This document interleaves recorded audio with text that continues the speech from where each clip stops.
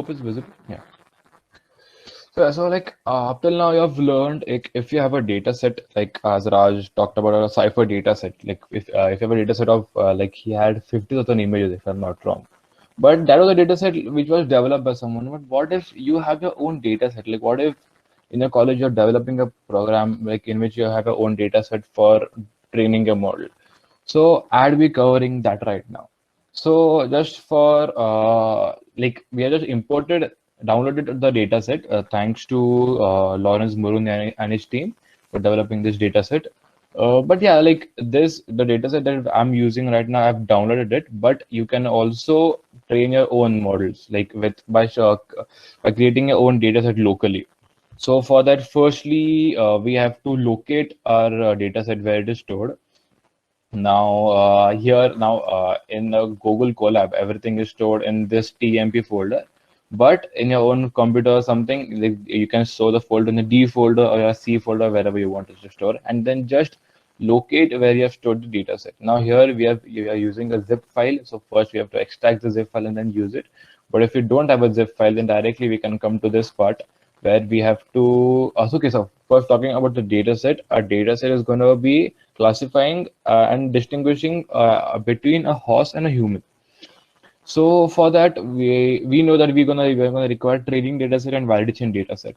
But what if you have separated these images beforehand? Like now, Raj has mentioned how we do the training and testing splitting, or train test splitting of data. But what if we are already splitted the data? So like for that, for the train directory of horse, we are using this training of human, this training validation of horse and validation of human.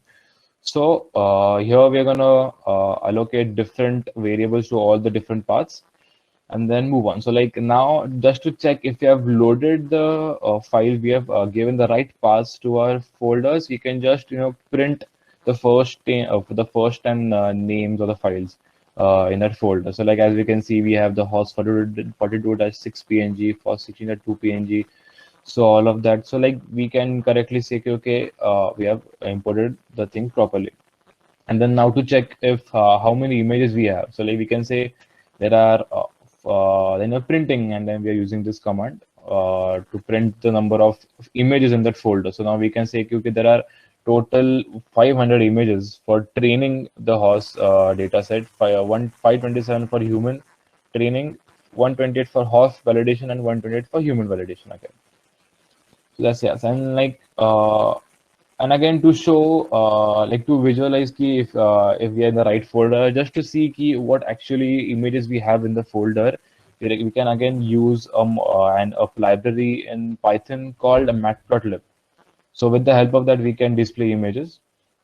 And this is the code. We won't go much in the depths of what this code is doing, but just realize that what this is do. Matplotlib is just creating a 4 by 4 image, what to call it, grid, and then with the help of these two loops, we are putting all those images. So the first four for the first 8 images we can see are of a horse, and then again the next 8 images are of the human data set. Now, this data set created by the team is not real, as you can obviously see. It is like you can call it computer generated images, because obviously with the help of computers these days we can do anything.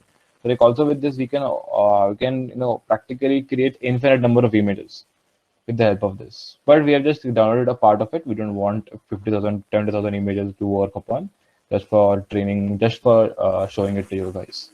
So yeah, so here we have some sample image, and if you want, I can just run this file again, just this path again. Then just a minute, we can see, okay, yeah, these are under 8 pictures of them. These are repeating. It's okay. We are using a random function over there. It may repeat, and these are some pictures of the horses. So moving on. So first of all, there are many libraries in Python which you can use, but obviously the most efficient is TensorFlow for training all our models. So we're importing TensorFlow here again, and as Raj has rightly mentioned, how this takes place.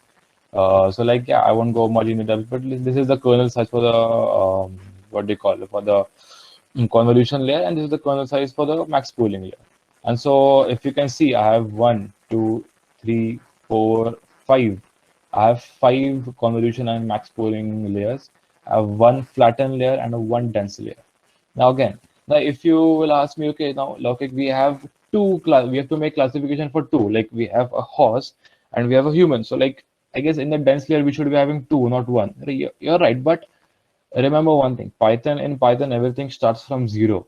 So zero, as I've mentioned rightly over here, for zero is for the horse class, and one is for the human class. So whenever I train a model and the model gives me an output of zero, so zero meaning the image is a horse, and one meaning the image is a human.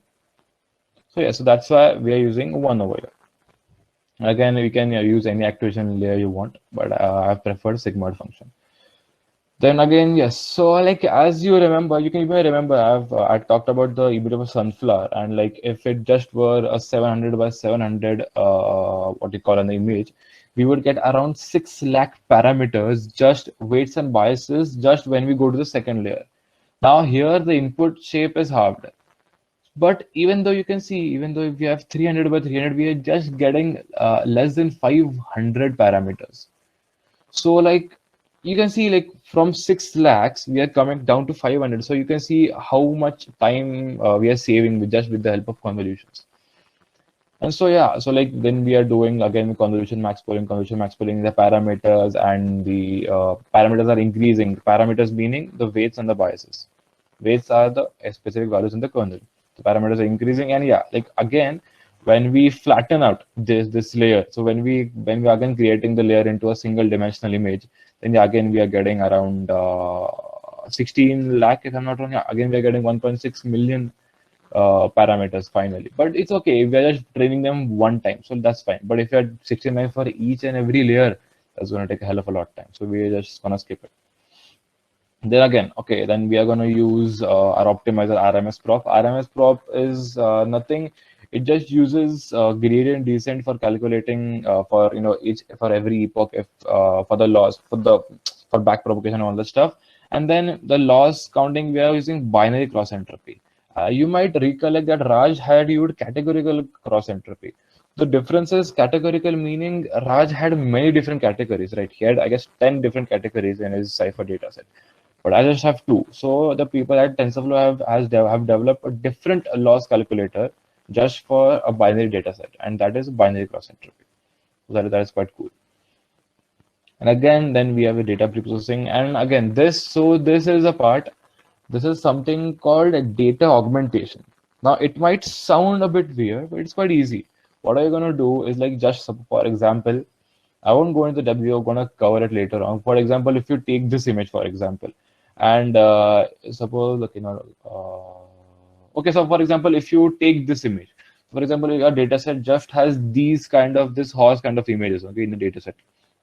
So what is gonna happen? So if I give my data set for testing this image, it won't be able to rightly predict because what has happened is uh, like the what do you call it, like okay, if you comment this photo, like what do you call it, the horse is now at a different angle from our perspective, right? So here it will just look at it, it's like okay, like it would think a horse should be long, and then okay, the head part looks the same but the horse should be long. So it might, if we are also training along with it a dog's feature, so it might say okay, the body is not that long, so I guess it might be a dog, but it's not the case, right? So like what we do in data augmentation, we take the image and then rotate it in multiple ways. We rotate it, we what do you call it, we zoom in, zoom out, we move it in the third dimension.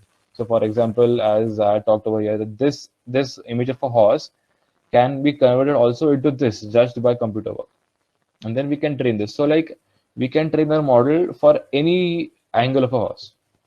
We'll still talk more about data augmentation later on. If you're still confused regarding that, don't worry.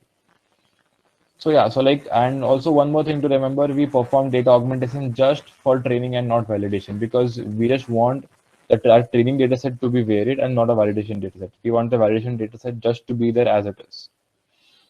So moving on. So yes, so as someone asked me before, so like what are hyperparameters and parameters? Again, these are hyperparameters.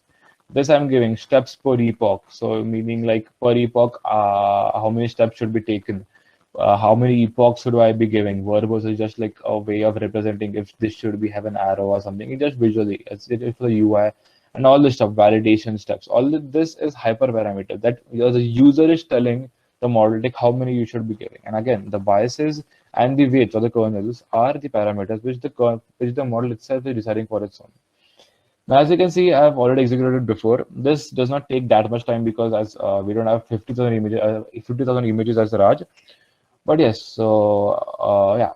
As you can see, at the beginning, I had a very low accuracy for validation. I had almost 50%. And and we have a binary data. So like even if you do guesswork, you're gonna get 50% right accuracy. You're gonna get 50% right? So having a 50% accuracy is like nothing, it's pointless. But yeah, so as you can see, along with the epochs, I'm increasing accuracy. I do I can execute this, but it should take time. And for the representation, I've just taken 15 epochs, but usually we take lot many epochs. We take around 100 or 150 epochs for the same thing. And you have also learned yesterday the terms of early stopping and all that stuff. So if we use 100 epochs, we also use early stopping and all that. So yeah, so again, visualizing the data. So this is the training and the testing validation. Sorry, training and the validation accuracy. So again, so if you the blue line is for training and the yellow is for validation. So yeah, so like it's quite up and down because we are just use 15 epochs. If you use more epochs, if you use around 100 epochs, the curve will eventually just stable out and flatten out. And also the learning rate that we have given, it's just constantly it's 0.01. Is the learning rate is not decreasing. If you again reduce the learning rate by another by using another parameters, then again there won't be much variation in the data set. So you can see that the loss is like it's not decreasing, but again, yeah, it's because of we are not using many epoch for this data set. The data set might be quite vivid for the model train. So yeah, again, what a good thing about this data set, about this notebook is like, for example, we can import our own images. Now, the thing is, I won't be able to show you what images I'll be importing right now, but I can just do one thing. So I can just show you how it works. Okay. So if I just go here and say choose a file, I can just go to my folder. I don't think my file explorer will be open, but from here I'll be loading an image of a horse. As you can see, I've given it a called horse to JPG. Now it's computing of what it can be, and then it is saying, okay, it is 0. As I mentioned before, 0 is a horse, and 1 is a human. So it is saying 0. So in the code, I've directly asked it if it prints 0, then directly tell me it's a horse. So that's the thing. Again, if I give another image, just give me a moment.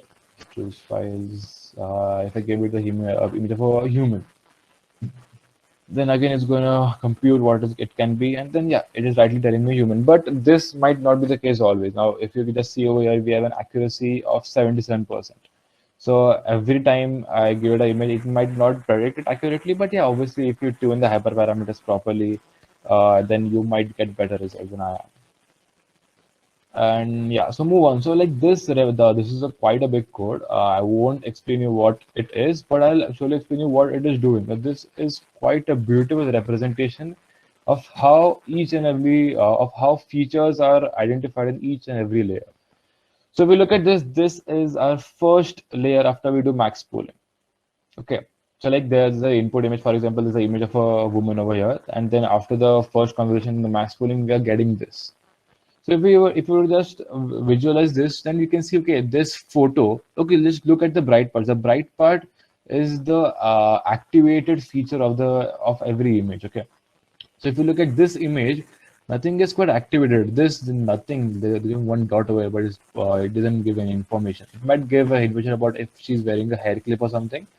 But okay, we don't know about it. Again, if you look at this image, it's giving us quite a lot of information. It is recognizing the hair, the eyes, the mouth.